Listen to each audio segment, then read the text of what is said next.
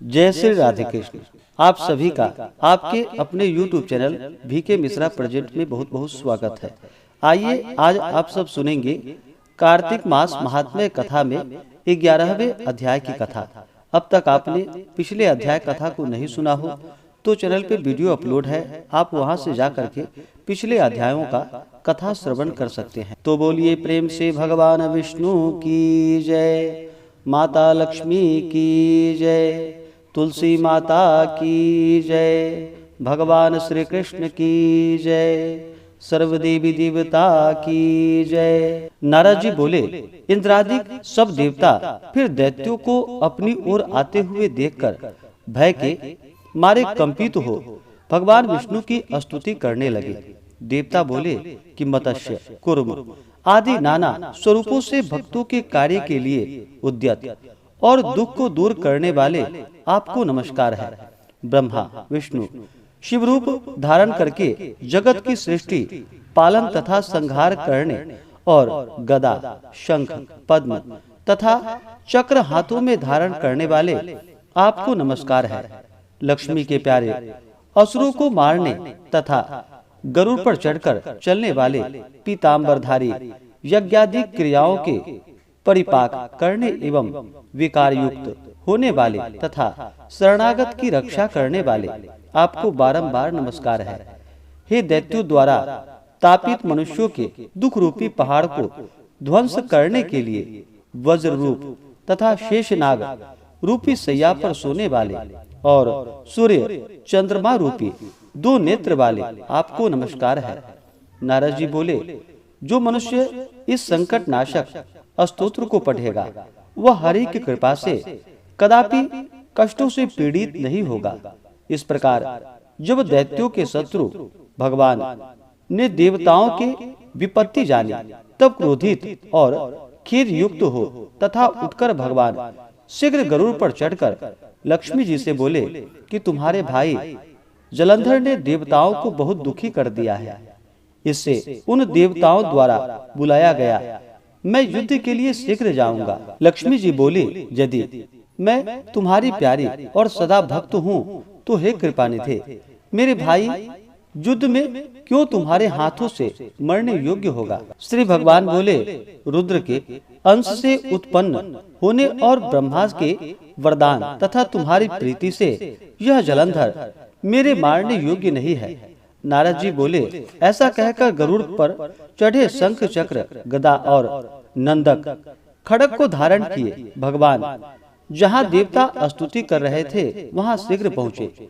इसके अनंतर अरुण के अनुज गरुड़ के प्रचंड पंख के पवन से पीड़ित और बादल से उड़ाए गए दैत्य आकाश में मेघों के समान उड़ने लगे। उसके बाद जलंधर दैत्यों को पवन से पीड़ित देख क्रोध से आकाश में उछलकर विष्णु के समीप गया और बाणों से आकाश को अवकाश रहित अर्थात बाण पूरित करते हुए भगवान तथा दैत्यों में बड़ा युद्ध हुआ। भगवान विष्णु ने अपने बाणों से दैत्य के छत्र, धनुष और घोड़े काट दिए और उसके हृदय में एक बाण मारा। तदंतर वह दैत्य गदा हाथ में ले अति शीघ्र उछल गरुड़ के मस्तक में मार के उसको पृथ्वी पर गिरा दिया। विष्णु जी ने हंसकर उसकी गदा को खड्ग से काट डाला। तब उसने विष्णु जी के हृदय में एक प्रबल घोषा मारा। तत्पश्चात वे दोनों बलि बाहु युद्ध और मल्ल युद्ध करने लगे। वे बाहुओं से, घोषों से, घुटनों से पृथ्वी को शब्दायमान करते हुए युद्ध करने लगे। वे दोनों बहुत देर तक सुंदर युद्ध किए। तब प्रतापवान भगवान विष्णु मेघ के समान गंभीर वाणी में दैत्यराज से बोले कि हे दैत्येंद्र, तू वर मांग, मैं तेरे पराक्रम से प्रसन्न हूँ। नहीं देने योग्य भी यदि तेरे मन में कोई इच्छा होगी तो उसको मैं तुझे दूंगा। जलंधर बोला कि हे भगनीपति, यदि आप प्रसन्न हैं तो मुझे एक वर दीजिए। वह यह है कि अब से आप मेरे बहन अर्थात लक्ष्मी जी और अपने गणों समेत मेरे घर में वास करें। नारद जी बोले, तथास्तु। ऐसा कहकर भगवान सब देवताओं और लक्ष्मी सहित जालंधर के नगर को चले गए महाबाहु जलंधर देवताओं के अधिकारों पर दैत्यों को स्थापित कर पृथ्वी पर चला आया। देवता, गंधर्व और सिद्ध इन सब के पास जा कुछ रत्न अर्थात सर्वोत्तम वस्तुएं थी। उनको अपने वश में करके सागर नंदन जालंधर राजा बन बैठा।